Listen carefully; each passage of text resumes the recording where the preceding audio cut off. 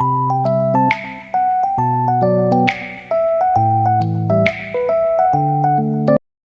Evening student, आज हम valuation of goodwill का टॉपिक उठाने जा रहे हैं, जिसके अंतर्गत हम क्वेश्चन को जो सोल्व करने जा रहे हैं वो है super profit method. Super profit method में क्या होता है कि हमें पहले first of all super profit calculate करना होगा। सुपर प्रॉफिट कैसे कैलकुलेट करते हैं, हमारे पास कुछ रिक्वायरमेंट होती है कि हमें एवरेज प्रॉफिट का पता होना चाहिए, ठीक है, और नॉर्मल प्रॉफिट। एवरेज प्रॉफिट का मीनिंग है एक्चुअल प्रॉफिट, कि वास्तव में फर्म कितना प्रॉफिट अर्न कर रही है, वो हमें पता होना चाहिए। जैसा कि इस क्वेश्चन में आप देखेंगे हमारे पास फर्म की जो एवरेज प्रॉफिट है वो 70,000 है, पहले ही बता रखा है। वैसे एवरेज ये होता है कि 4-5 साल की प्रॉफिट आपको दे रखी है, आपको एवरेज करनी पड़ेगी, लेकिन इस क्वेश्चन में क्या कर रखा है, आपको एवरेज प्रॉफिट दे रखी है। एक स्टूडेंट आपको और बात नोट ये करनी है कि जो भी एवरेज प्रॉफिट होंगे या एक्चुअल प्रॉफिट होंगे उसमें किसी प्रकार की एबनॉर्मलिटी प्रॉफिट नहीं होनी, एबनॉर्मल प्रॉफिट नहीं होनी चाहिए, यानी कि कहने का मतलब एबनॉर्मलिटी नहीं होनी चाहिए। इस क्वेश्चन में एक बात दे रखी है कि इस प्रॉफिट के अंदर 5,000 रुपया एबनॉर्मल प्रॉफिट है। अब जो एबनॉर्मल प्रॉफिट है वो हमारे कहने का मतलब नॉर्मल तो है नहीं, क्लियर हो रहा है वर्ड से ही, तो उसे हमें लेस करना पड़ेगा, क्योंकि हमें एवरेज या एक्चुअल प्रॉफिट वो होने चाहिए नॉर्मल प्रॉफिट की तरह। तो हम क्या करेंगे, 70,000 है हमारे पास, 70,000 में से क्या करेंगे आप,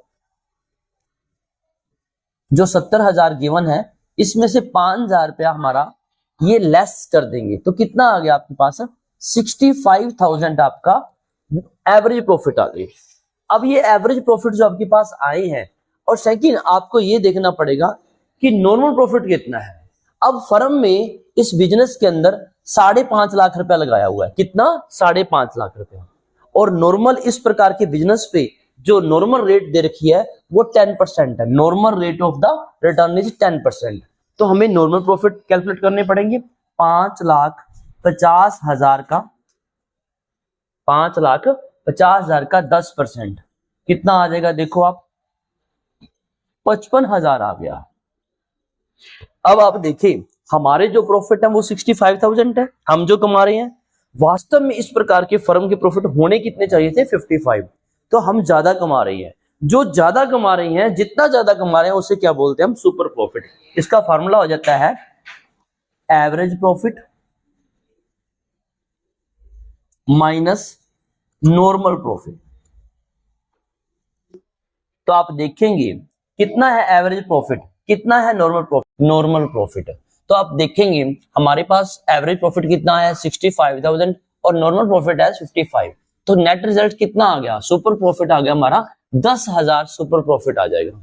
अब आपके लिए रिक्वायरमेंट यही थी कि आपको सुपर प्रॉफिट का पता होना चाहिए, और कैलकुलेशन में क्या बोला उन्होंने, calculate goodwill at 4 time the super profit.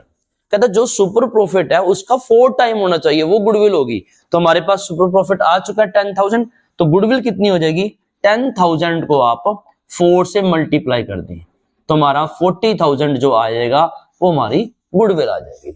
तो स्टूडेंट आप ये देखें, क्वेश्चन को अकेला सोल्व नहीं करना, हमें स्टेप बाय स्टेप क्वेश्चन को करना कैसे है ये पता होना चाहिए, कि हमारे पास एवरेज प्रॉफिट कैसे होना चाहिए, उसके अंदर किसी प्रकार की एबनॉर्मलिटी नहीं होनी चाहिए।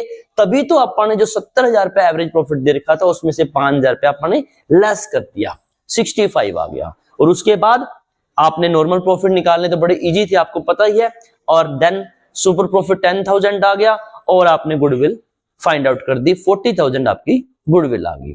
तो ये था क्वेश्चन बेस्ड ऑन सुपर